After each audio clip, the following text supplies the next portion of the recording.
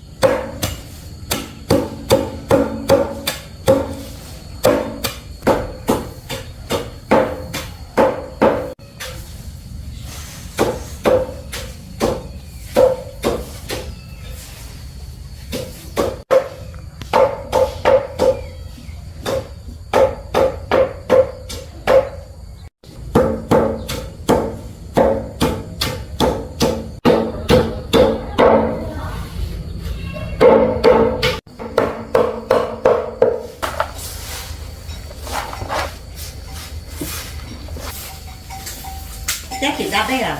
Ừ. Nó thải đúng nhỉ? Chị tao xí à? Tao thế à?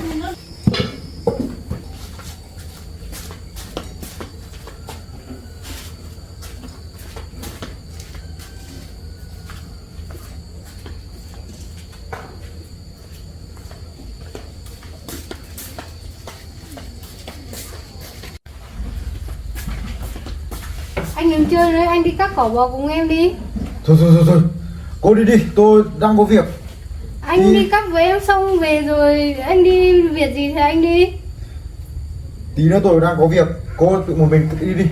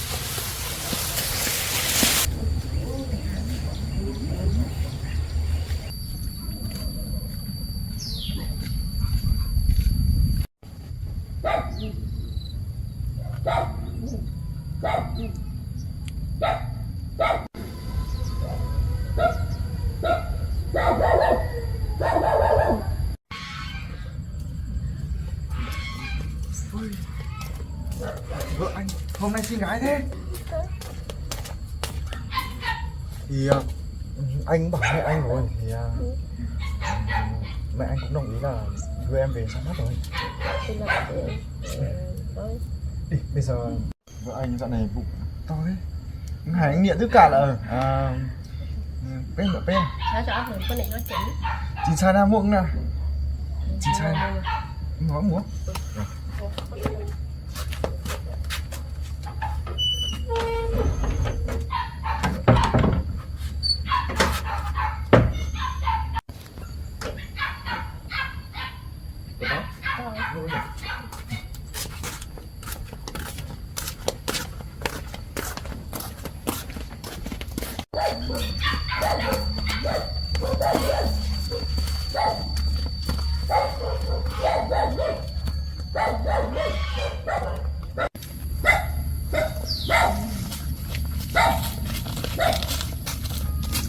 Ủa nhớ giống đi à?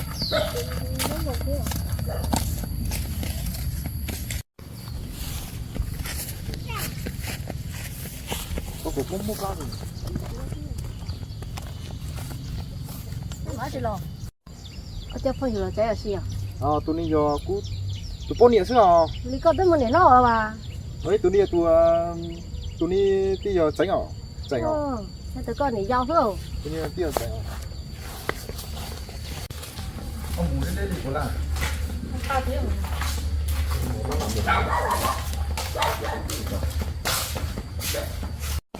Cái nhà anh đi rồi anh.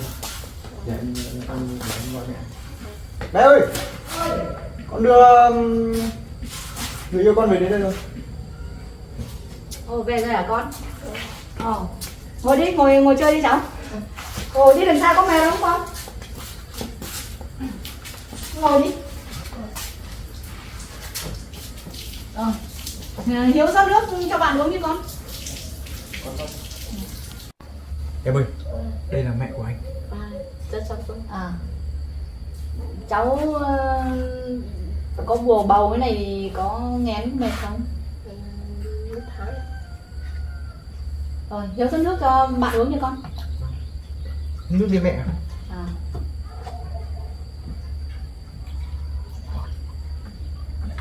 Uống nước đi.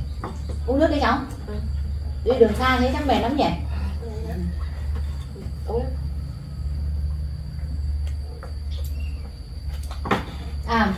Trong nhà có quả này mẹ đi lấy quả cho hai đứa ăn nhá. Vâng, mẹ cứ đi.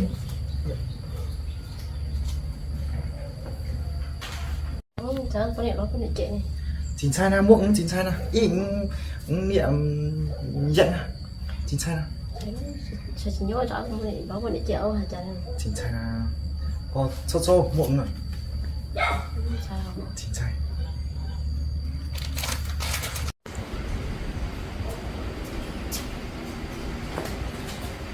Ăn ngon rồi thì ăn chưa?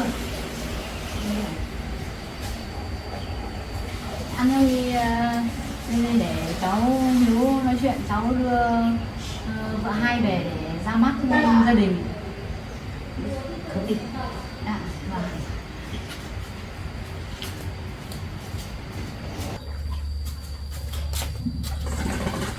Hai đứa ăn quả đi. Vâng. Này cho gái ăn đi.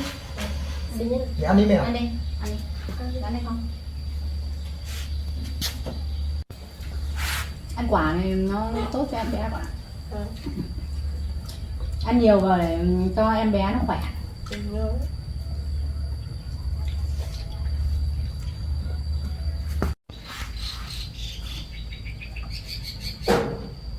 Nước đi em.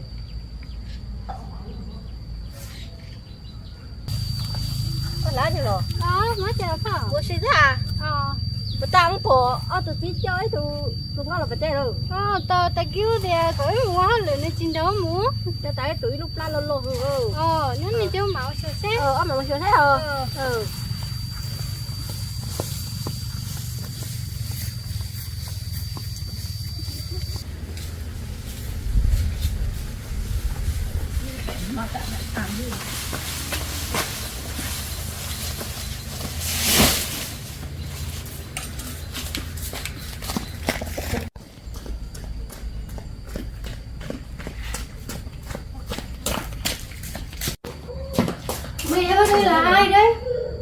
Đây á, đây là người của tao.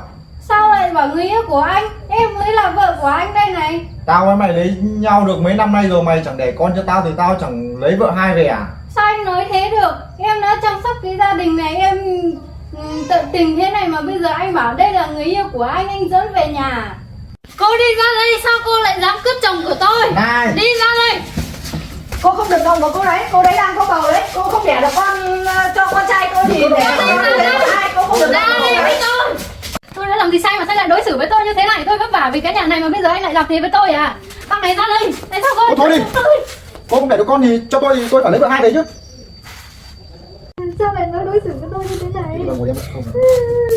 Sao anh tận tình thế mà anh đối xử với tôi như thế này? Cô không cái gì, cô không đẻ được con thì cô cút sang ngồi nhà tôi nhá. Sao lại Cút. rồi thế? Anh không được đuổi tôi ra.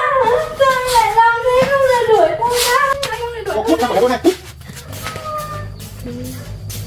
Anh không được đuổi tôi như thế. Đi vào nhà em. Anh không được đóng cửa thôi. Mở cửa ra. Sao lại đóng cửa ra như thế?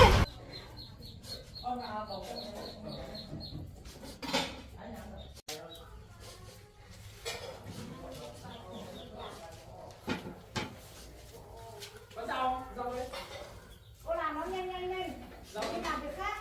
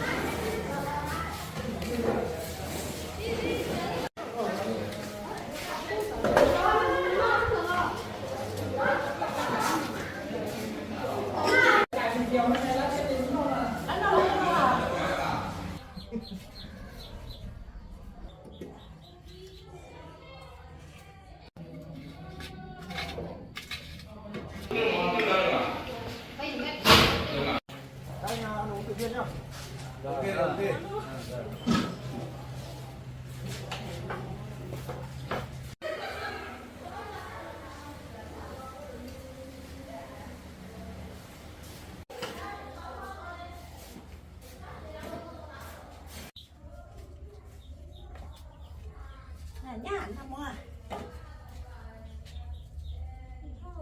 Nó. Thế nó con mà nó ở phòng á. Mất, bye bye.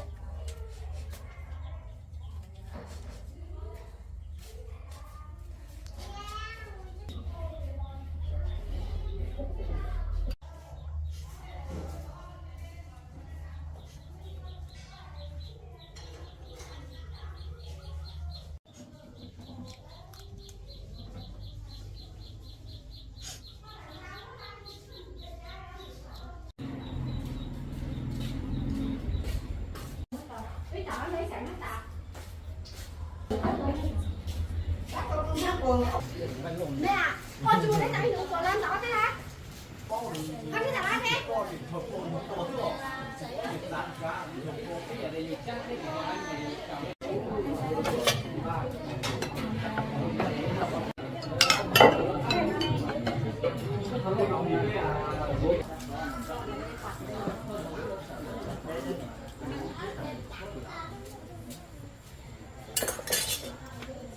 Con cô cho thả chơi cho nó con đấy. Ôi, con chỉ ra thế thôi hả?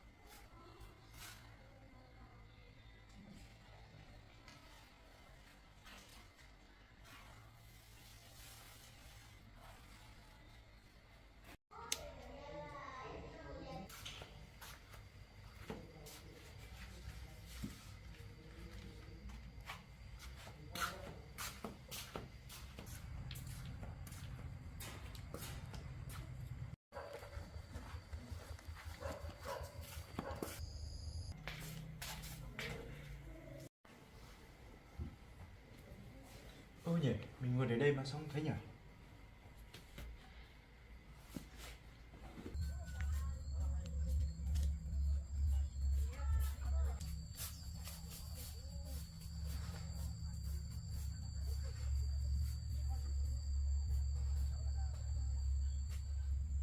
Cô này, sao cô lại lấy tiền của tôi? Em có thấy tiền gì của anh đâu. Cô lấy ở đâu, cô cất ở đâu, cô bỏ ra để giả cho chúng tôi để chúng tôi cưới vợ cho con trai của tôi. Con vừa đi học về con không thấy mẹ ơi. Cô nói hay nhỉ, ở nhà này chỉ có cô, tại sao thì bây giờ không tìm không thấy. Đuổi em đi, không phải em lấy mà. Cô không phải nói nhiều nữa. Cô không trả tiền cho chúng tôi thì cô đi đâu thì đi đi. Em lấy em cũng không biết tiền ở đâu.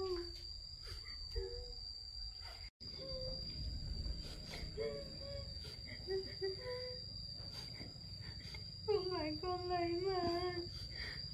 Con cũng không biết tiền ở đâu.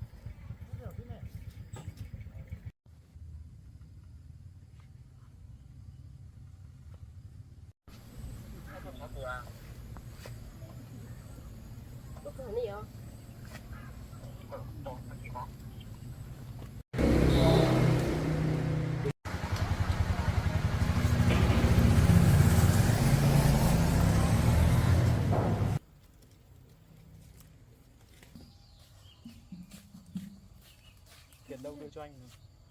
Em đấy đợi anh một chút. Đâu nào đưa anh xong mà anh đi lấy xe, anh chở em với con cao chạy xa bay thôi.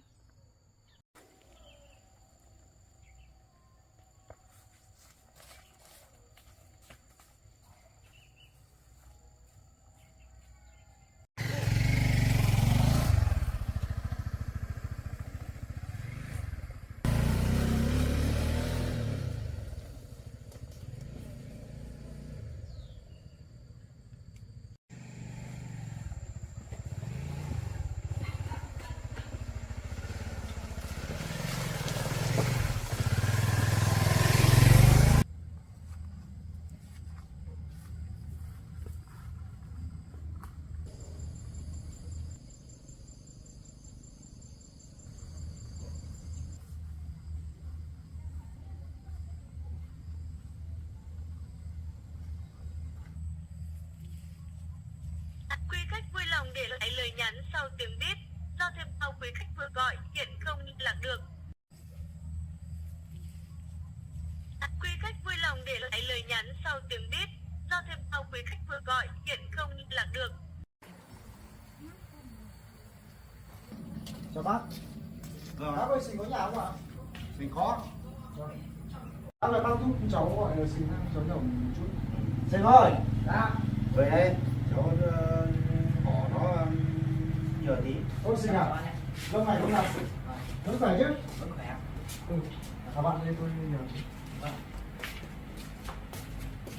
Tình hình là tôi sang lấy vợ ấy thì bây giờ vợ cả của tôi cũng lấy hết sạch tiền của tôi rồi thì tôi cũng muốn vay ông một ít thì ông làm cách nào để giúp tôi đi. Có phải là cô mà ông ấy ông đưa về ăn của họ hàng không ạ? Đúng rồi đấy, đấy.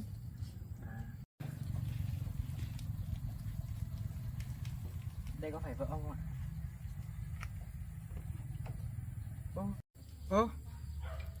Ông chụp được cái bức ảnh này ở đâu đấy? Đây là vợ tôi mà. Hôm trước là mình đi làm đường xong mình thấy ngồi ở bờ ngô xong mình mới chụp lại tưởng là giống như vợ ông. Ô, thế, đây là vợ tôi mà. Để tôi về nhà để tôi thử xem vợ tôi xem đây là ai.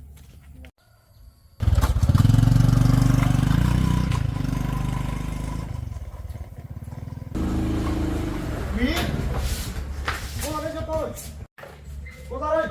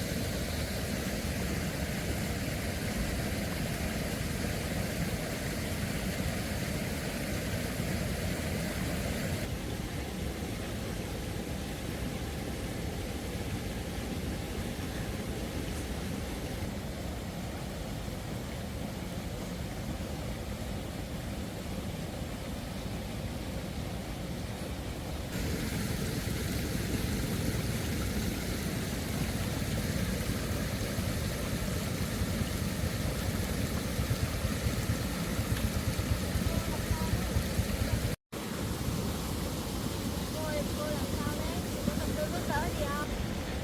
Chồng tôi lấy vợ hai về. Họ để tiền đâu, bây giờ tôi đi làm về họ bảo tôi ăn cắp. Tôi không được lấy nữa. Họ đuổi tôi đi, họ không cho tôi ở nhà. Thế cô có cần tôi giúp đỡ gì không?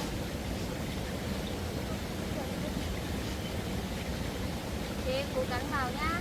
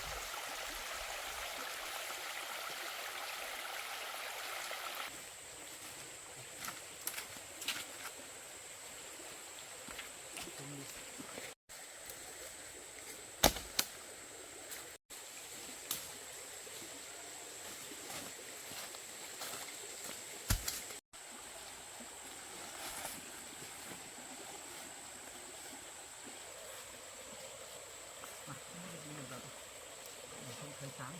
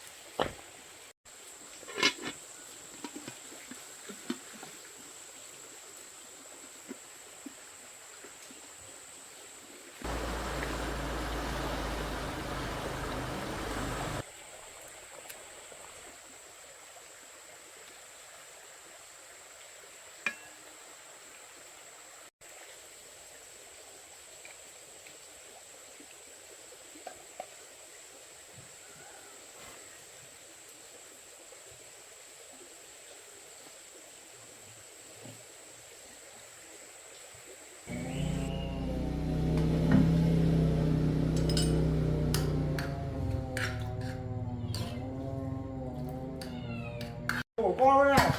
Con cút đi, cút đi. Cút, cút, cút, cút.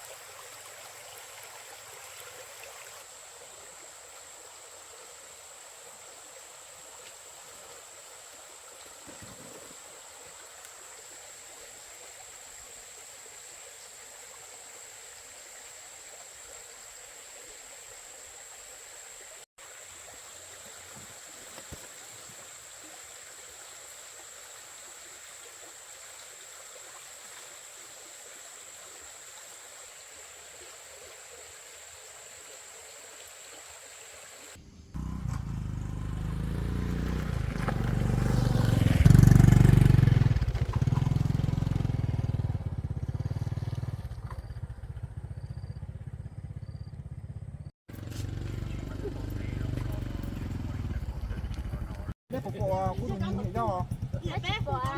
Bỏ. Số tụi này nữa, số mỗi từ ra. Ôi, tao nói rồi.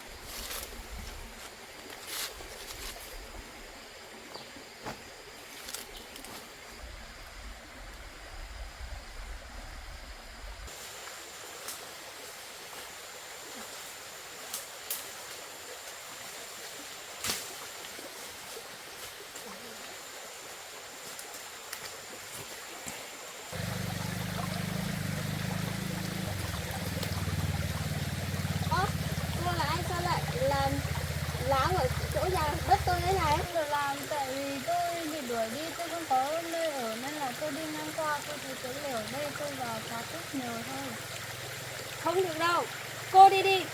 Tôi không cho ở đây đâu, đây là đất nhà tôi à. Cô đi đi. Tôi không có chỗ nào để ở rồi. Cô cho tôi xin phá tích ở đây rồi luôn. Không được đâu, cô đi khỏi đất nhà tôi đi. Đi, tôi không có. Đi, cô đi đi. Tôi xin ở lại thôi. Cô đi đi, đi khỏi đất nhà tôi đi. Cô đi đi. Đi đi.